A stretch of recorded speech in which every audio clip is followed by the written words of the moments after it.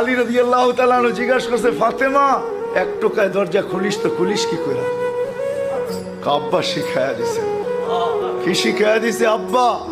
আলী সারাদিন পরিশ্রম করে আসবে, ফাতেমা দরজা যেন 2 টোকা দিতে না হয়, এই জন্য তুমি আসার আগে দরজায় পিঠ লাগায় দাঁড়ায় যাই, টোকাটা দরজায় না পড়ে যেন আমার পিঠে পড়ে, এটার নাম সুখ। পা দিয়া দেখা দিছে টেবিলে খাওয়া রাখা আছে, খায়া ঘুমায় পড়ো, এটার নাম সুখ না।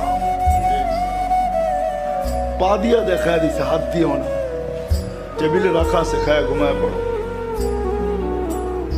বেশি ডাকাটা কি করবে না, এটার নাম সুখ, এটার নাম সুখ। চতুর্থ দিনও কিছু নিয়ে আসতে পারেন না, এটা এক ঘরের না, প্রত্যেক ঘরের চিত্রই এরকম ছিল। মাসের পর মাস চুলা জ্বলে নাই, তারপর স্বামী যখন